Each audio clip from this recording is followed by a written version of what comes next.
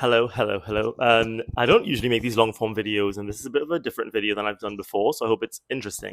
But I recently posted on Facebook, Instagram, and TikTok my latest piece in full, which is called Not So Little Dancer. And I wanted to just look at the video and talk you guys through what I was thinking as I was choreographing it, as I'm dancing it, like what the meanings of the steps are to me, if there are any meanings. So hopefully you guys can have like a deeper appreciation for the piece. As with all art, I think it's so subjective if someone is going to enjoy it or not, and also that the interpretation of it is subjective. Even if I, as the dance and choreographer, have one intention, I think the way that someone interprets it can be completely different. There's not going to be music alongside this one, so if you do want to see it with music, you need to head over to my Instagram, TikTok, or Facebook.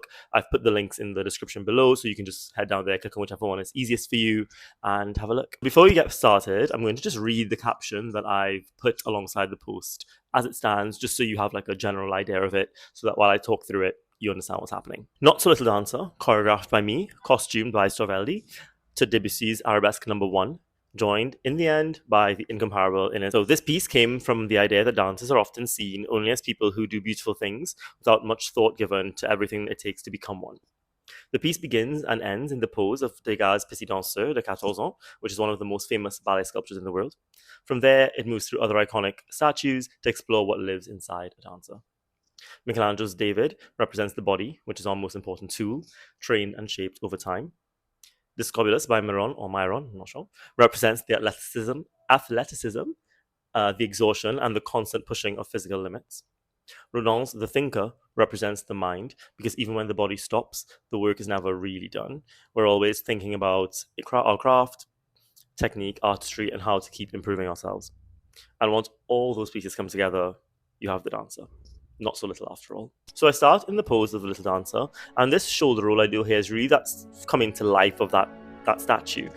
Before we turn around, and here I wanted to feel like I was gathering, all the things I thought made a dancer, and that's me gathering them, and that is dance, that sort of little flick at the top. And I wanted that to feel like the music, but also to feel a bit lighter than the music. Before we go into these pirouettes, which honestly I just felt like that's what the music was telling me to do as a dancer, because this is the dancer section.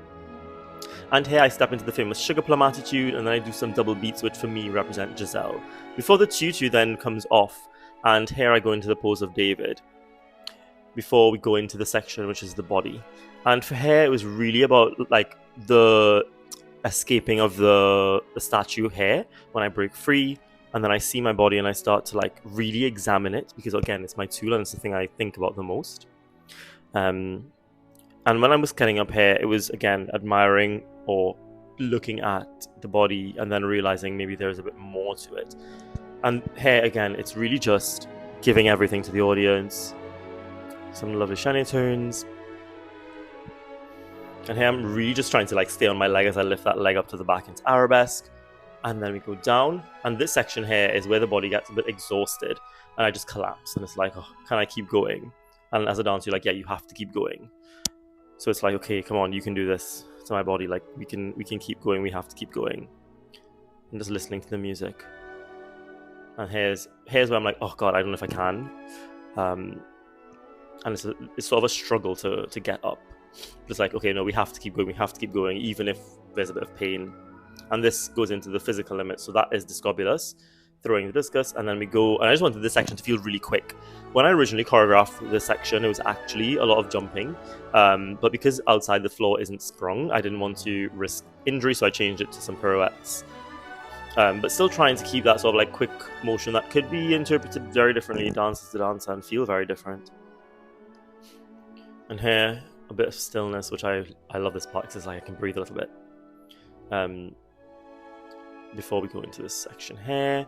And again, this is all just about continuing to push the body. This isn't fast. This is more of a, at this point I'm quite tired. It's, it's halfway through the dance.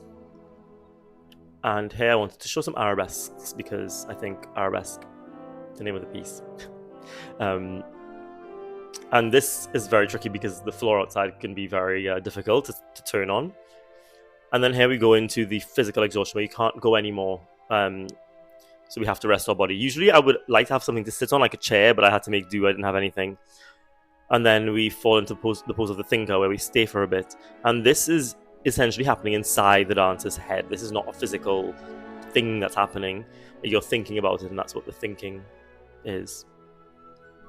And I wanted this to then fall back into a similar pattern of the start, because it's the same music. So I go back into that pirouette section because it's showing that we're thinking about the dance.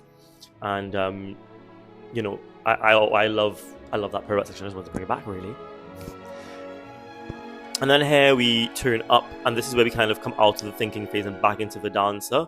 So it's back to what would essentially hopefully be a chair, and we're out of it. Some lovely pas de chat, just getting into that like classical ballet steps, a lame duck, a double lame duck, which hopefully can end in a pas de chat, into that arabesque. And then luckily I had in his hair to hold the tutu, and I was seeing that, okay, yeah, everything is there now.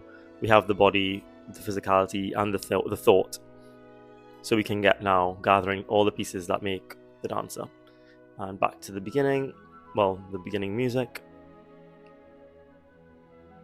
And then I grab my tutu from Ines, who won't always be there, so we'll see what happens when she's not.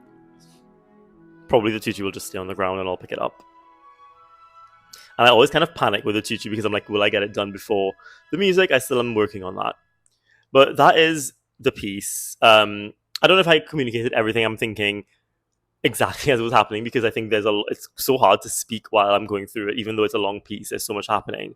But I hope that gives a bit more insight into what I was thinking and makes the piece maybe a bit more interesting. I'd love to hear your thoughts on the piece, what you took from the piece before, if you've seen it before I explained it, or if you still see something different, and what your thoughts are and what you'd like to see me choreograph to next. Thanks for supporting, watching, and yeah, this is probably the longest video I've made in a very long time.